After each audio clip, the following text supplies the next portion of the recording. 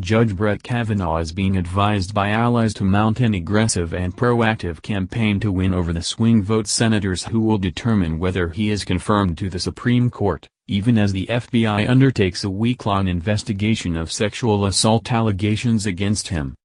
One White House official said Sunday that no new television appearances were currently planned for Kavanaugh, but that anything to further his case will be done with senators and with the FBI, and that the possibility of appearances later in the week had not been ruled out.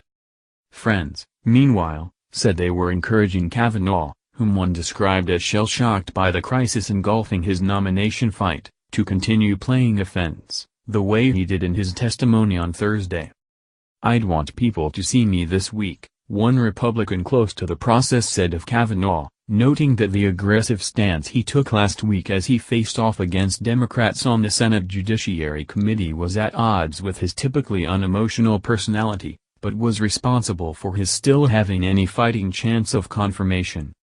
The uncertainty surrounding the nomination has Republicans and Democrats alike headed into the week raising the stakes of its outcome to a make-or-break moment for their chances of victory in the midterm elections.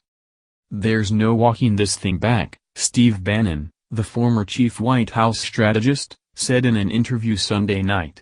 "You get Kavanaugh, you're going to get turnout. You get turnout, you're going to get victory. This is march or die." Politico spoke to 5 people inside and outside the White House involved with the Kavanaugh nomination process.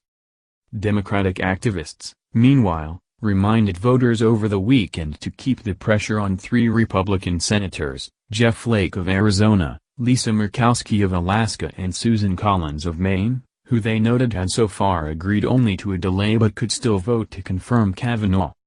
The aggressive pro-Kavanaugh push, however, comes as White House officials and a separate, external war room that has been formed around Kavanaugh, including Bill Burke, a former counsel to President George W. Bush, as well as Leonard Leo, executive vice president of the Federalist Society, are fighting what some of them conceded to be an uphill battle in which time is not on their side.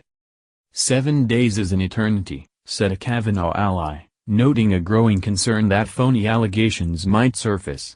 No good things can happen to Kavanaugh in that time except for calling the vote. Another person involved in the nomination fight put the odds of Kavanaugh's being confirmed as low as 50%.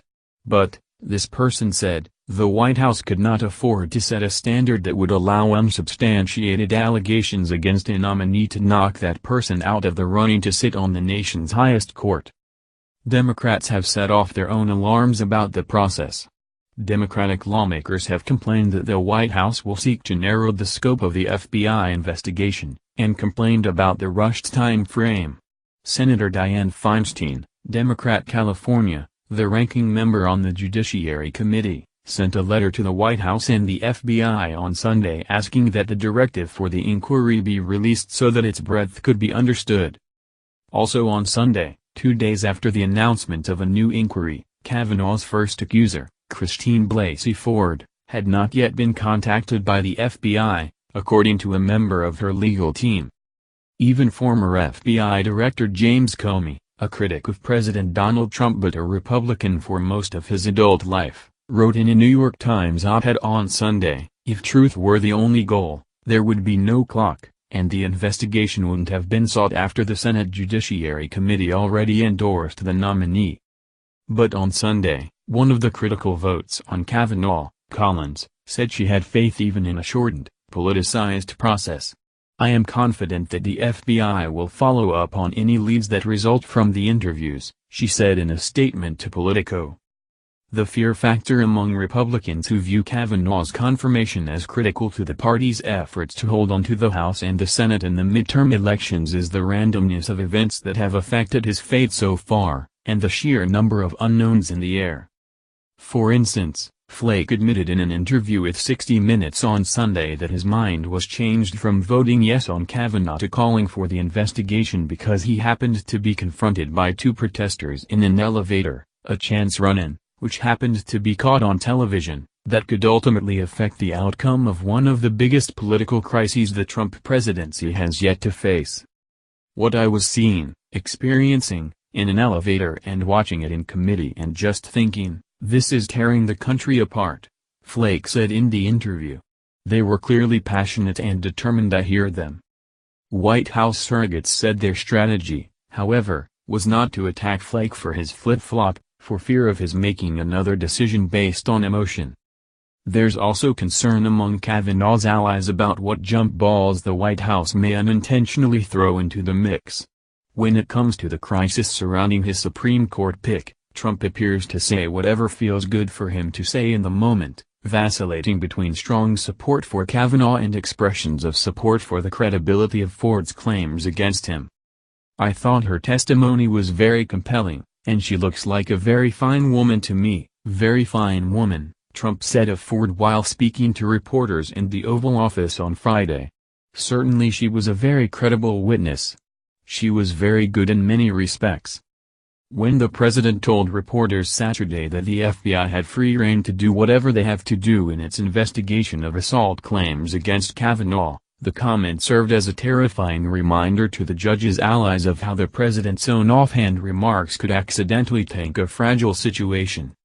That worry about disparate communications strategy was reinforced by White House counselor Kellyanne Conway's personal revelation Sunday, that she, too, had been a victim of sexual assault. Many of her White House colleagues did not know she planned to share the personal detail, they said, but later said they supported her, even if the disclosure lent some support to Ford's point that assault victims don't always come forward right away. And Kavanaugh's outside team had not been briefed on the personal argument Conway planned to mount in her interview with CNN's Jake Tapper, using her own experience to push back on the notion that Kavanaugh's confirmation would send a message to victims that their stories didn't matter. "I'm a victim of sexual assault," Conway said Sunday morning. "I don't expect Judge Kavanaugh or Jake Tapper or Jeff Flake or anybody to be held responsible for that. You have to be responsible for your own conduct." Conway once disclosed that she had her own Me Too moment, and following the release of the Access Hollywood tape, she discussed the way young women would deal with aggressive behavior by men on the Hill. But she had not previously described her experience as an assault. Some Republicans, however, said they were holding out hope that Kavanaugh would be confirmed because the fight would unify Republicans. One poll, commissioned by the Conservative Judicial Crisis Network, was circulating among White House surrogates, showing that 58% of voters in West Virginia, where Democratic Senator Joe Manchin, a crucial vote on the nominee, is in a tough re-election campaign against Republican candidate Patrick Morrisey, think Kavanaugh should be confirmed. Burgess Everett and Ilana Shore contributed to this report.